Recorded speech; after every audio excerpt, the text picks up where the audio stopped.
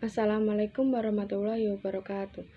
Kami dari kelompok 6 yang beranggotakan saya sendiri, Fani Ayu Yulianti, Awalul Inayati, dan Hilma Hanafiah. Kami akan mempresentasikan tentang peran teknologi informasi pada Humas Lembaga Pendidikan. Yang pertama, pengertian teknologi informasi. Kata teknologi bermakna pengembangan dan penerapan dari berbagai peralatan atau sistem untuk menyelesaikan persoalan yang dihadapi oleh manusia dalam kehidupan sehari-hari. Istilah teknologi berdekatan dengan istilah tata cara. Teknologi merupakan hasil dari olah pikir manusia untuk menyelesaikan persoalan dalam hidupnya. Sebagai contoh, seorang anak yang berada jauh dari orang tuanya dapat menyampaikan pesan rindunya dengan cara mengirimkan surel atau SMS, telegram, dan lain-lain. Sedangkan informasi dapat diartikan sebagai berita yang mengandung makna tertentu. Singkatnya, teknologi informasi yaitu teknologi yang mempunyai fungsi mengolah data, memproses data, memperoleh, menyusun, menyimpan, dan mengubah data dengan berbagai cara untuk mendapatkan informasi yang bermanfaat dan berkualitas. Saya Awalul Inayati. Di sini saya akan menjelaskan mengenai bagaimana manajemen humas pada sebuah lembaga pendidikan. Manajemen humas pada lembaga pendidikan merupakan pengelolaan humas yang memiliki posisi sangat penting, di mana manajemen humas pendidikan merupakan bagian dari manajemen komunikasi organisasi pendidikan kepada publik sebagai cara untuk mengidentifikasi, membangun, dan juga memelihara hubungan antara lembaga pendidikan tersebut kepada masyarakat. Tujuan diadakannya manajemen humas pada sebuah lembaga pendidikan adalah sebagai upaya untuk meningkatkan kepedulian, keterlibatan, kepemilikan, serta dukungan masyarakat terhadap lembaga pendidikan. Agar sebuah lembaga pendidikan dapat mengantisipasi berbagai persoalan global, khususnya mengantisipasi masalah opini negatif terhadap suatu lembaga pendidikan, maka diperlukan fungsi humas sebagai alat manajemen pada suatu lembaga pendidikan. Di sini, fungsi humas dalam lembaga pendidikan bersifat melekat pada manajemen organisasi di sebuah lembaga pendidikan tersebut. Berikut merupakan fungsi-fungsi dari manajemen humas terhadap lembaga pendidikan. Yang pertama yaitu mampu menjadi mediator dalam menyampaikan komunikasi atau informasi secara langsung maupun tidak langsung.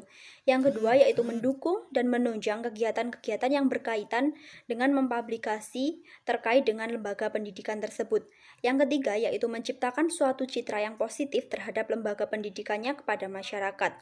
Sedangkan pada sebuah kegiatan manajemen humas yang dapat menjadi sasaran dalam hubungan masyarakat di lembaga pendidikan dapat dilihat dari dua arah sasaran, yaitu dari sasaran sebagai objek dan juga dari sasaran sebagai tujuan dari humas tersebut. Sasaran dari objek tersebut terbagi menjadi dua, yaitu sasaran sebagai objek internal dan juga sasaran sebagai objek eksternal.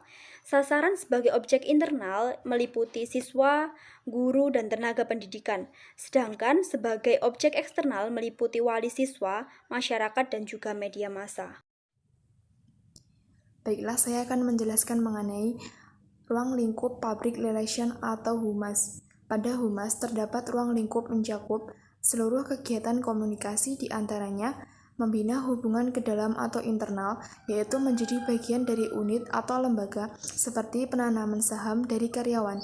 Yang kedua, membina hubungan keluar atau eksternal dengan mengusahakan tumbuhnya sikap atau gambaran publik yang positif pada lembaga atau organisasi.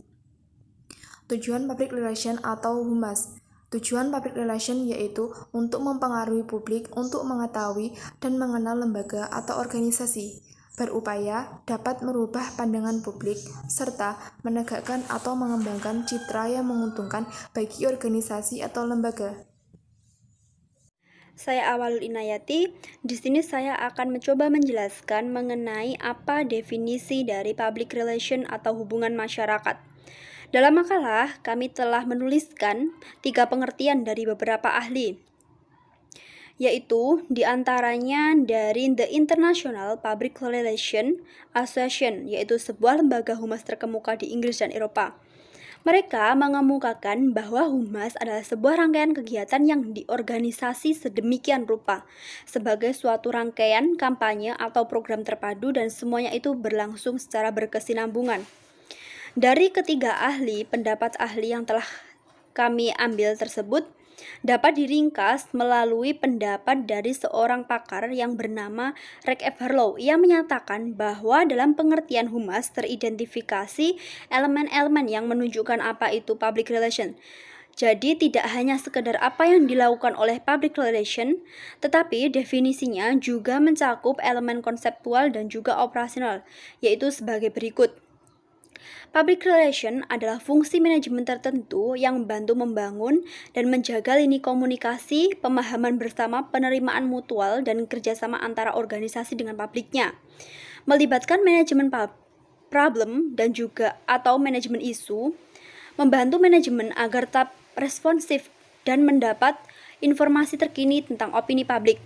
Mendefinisikan dan menekankan tanggung jawab manajemen untuk melayani kepentingan publik, membantu manajemen tetap mengikuti perubahan dan memanfaatkan secara efektif, dan juga dalam hal ini public relation yaitu sebagai sebuah sistem peringatan dini untuk mengantisipasi arah dari perubahan, dan juga public relation merupakan riset dan komunikasi yang sehat dan etis sebagai alat utamanya.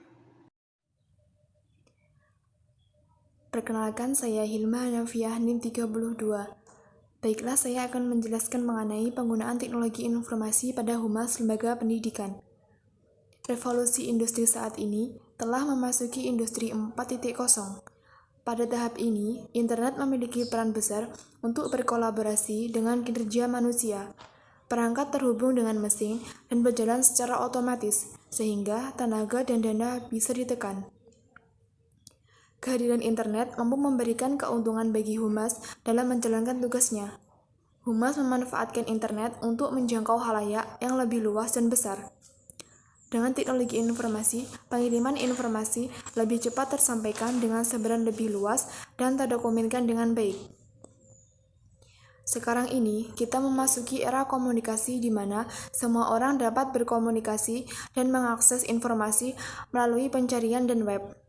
Informasi dan pesan organisasi telah tersebar melalui banyak perangkat seperti laptop, komputer, dan ponsel.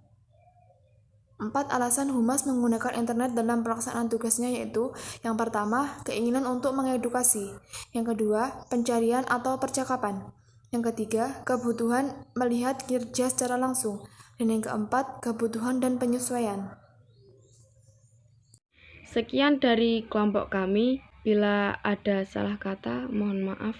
Wassalamualaikum warahmatullahi wabarakatuh.